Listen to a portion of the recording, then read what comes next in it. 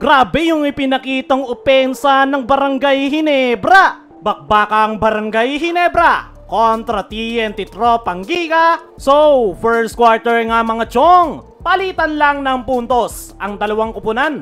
Nauna dyan si Ray ng Batak, Henry Galinato maging si Calvin of Tana para sa TNT Tropang Giga. Ito namang si Japet mga chong, maganda ang ipinapakita sa kanyang 4 straight points. Katulong niya etong si Troy Rosario, maging ang fast break netong si Scotty Thompson sa kabilang dulo. Magbabaon naman ng 3-point shot etong si Jeremiah Gray. Kaya naman napatimeout agad ang TNT, 4-point lead para sa Barangay Ginebra. Matapos ang timeout na yan, agad na umatake si Japet Aguilar. RR Pugoy naman nag-ala Spider-Man matapos si save ang bola. Siya rin ang makakapuntos para sa TNT Tropang Giga. Pero matapos nyan, grabe init ng opensa ng Ginebra. 3-point shot ni Troy Rosario, attack to the basket, 5 straight points, corner 3 pa netong si Stephen Holt, floater shot galing kay Scotty Thompson. Namamagana sa 21 nga bante ng Barangay Ginebra. Malas ang opensa ng TNT, puro turnover. Buenas naman ang Ginebra sa possession. Ito namang si Norbert Torres, nangalabaw sa ilalim, muntik nang matraveling. Pero bandang dulo, unti-unti nang nakukuha ng TNT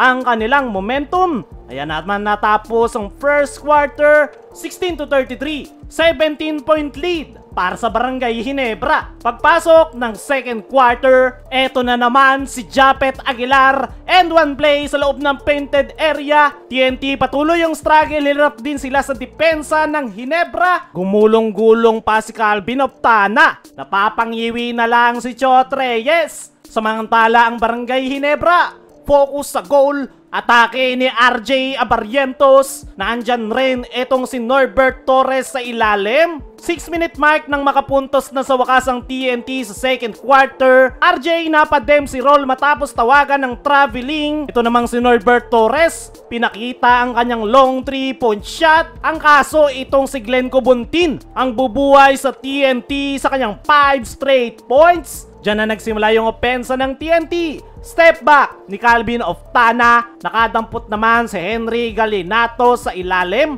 Timeout ang Ginebra. Baba sa 16 ang abante ng kupunan ni Coach Tim Cone. Matapos ang timeout, agad naman silang nakarespond matapos ang jumper na Tony Holt. Good news sa Ginebra. Ganda ng pinapakita ni Jeremiah Gray. Nandoon na yung kanyang kumpiyansa lalo na sa depensa. At natapos ang first half, 30-45, 15-point lead para sa Barangay Ginebra. Leading scorer si Japet with 9. RR Pugoy naman may 7 para sa TNT. Pagpasok ng third quarter, palitan lang ng puntos ang dalawang kupunan. Nauna dyan ang Barangay Ginebra with Japet. Kasama niya dyan si Troy Rosario. Ang TNT naman, dalawang sunod na 3-point shot ang pinakawalan nitong si Kelly Williams. Pero matapos niyan, minira ng sagot ng Barangay Ginebra. Fadeaway jumper ni Japet. Tatakbo naman sa kabilang dulo si Scotty. Naiwang open si Troy Rosario. Kaya naman, balik sa 19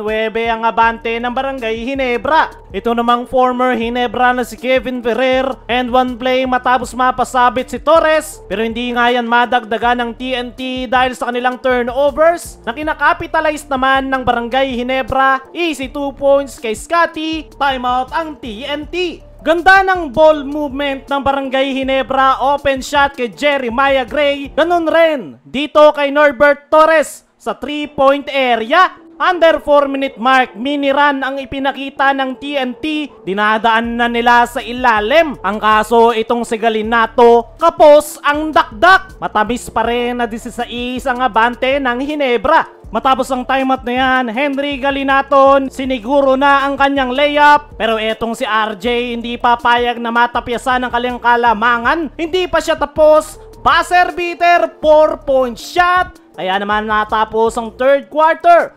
48-68. 20-point lead para sa Barangay Ginebra. Pagpasok ng fourth and final quarter, mainit agad. Etong si Simon Enciso, Dalawang sunod na 3-point shot agad ang pinakawalan. Pero etong si RJ, mainit pa rin sa sagot ng isang tres. Nakalusot naman si Sunny Steele to the basket. Pero itong si Simon Enciso nag-iinit sa 3-point area.